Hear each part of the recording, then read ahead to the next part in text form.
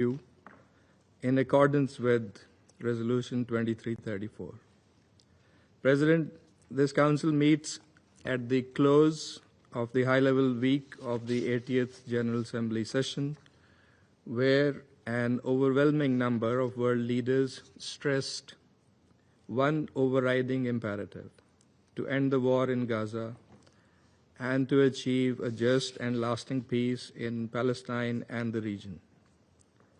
The message from the Assembly was clear, and it must be heard clearly in this chamber also. Mr. President, for over 2 years, the Council has been seized with the unbearable tragedy unfolding in Gaza and the rest of the Palestinian territory. Yet, with every passing day, the suffering deepens. As our Prime Minister said last week, the plight of the Palestinian people is one of the most heart-wrenching tragedies of our times. More than 66,000 Palestinians have been killed, the vast majority of women and children. Gaza is not only being bombed from the sky, its people are being starved on the ground. Homes, schools, and hospitals have been reduced to rubble. The expansion of military operations in Gaza City is a catastrophe before our eyes, risking the forced displacement of nearly 1 million people who have no safe refuge left. In the West Bank, the picture is equally alarming. Systematic military operations, illegal settlements, and forced displacement are extinguishing the very prospect of a two-state solution. The E1 settlement plan is a direct assault on the two-state framework, threatening to sever East Jerusalem from Palestinian areas and dismantle the contiguity of the West Bank. Such policies are not only unjust, they are unlawful. They violate international law and Security Council resolutions, including Resolution 2334, which declared settlements illegal and demanded an immediate halt. Yet, instead of compliance, we see defiance and acceleration of the settlement activity, as also we heard in the briefing this morning. If the Council cannot enforce its own decisions, its credibility will be in jeopardy. Mr. President, there are nonetheless glimmers of hope.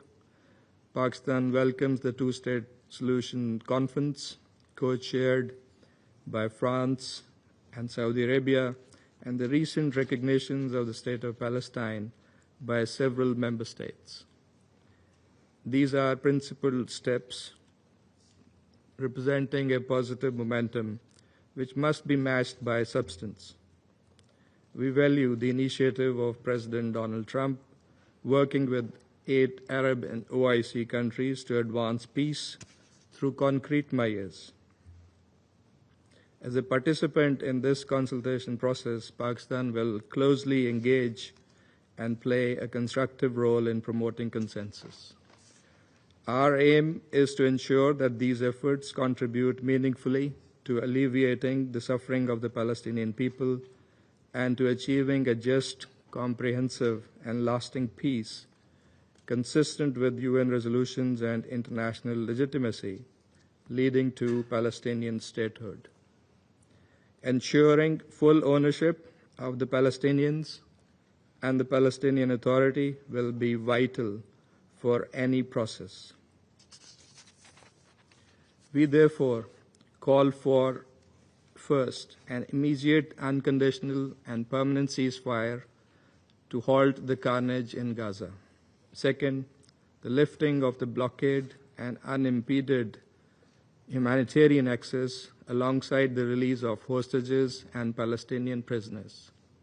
Third, a categorical end to forced displacement and settlement activity while upholding the right of return of refugees under international law. A firm no to any designs for annexation either in Gaza or the West Bank. Fourth, practical, time-bound measures to ensure the full implementation of Resolution 2334 and to preserve the viability of the two-state solution. Fifth, the urgent launch of a credible, irreversible political process leading to a sovereign, contiguous, and viable state of Palestine based on the pre-1967 borders with Al-Quds, Al-Sharif as its capital. President, the people of Palestine cannot wait. The cause of peace and the credibility of this council depends on what we do in this moment. Pakistan will continue to stand with the people of Palestine and to work with council members and other partners towards a just and lasting peace for all in the region. I thank you. I thank the representative of Pakistan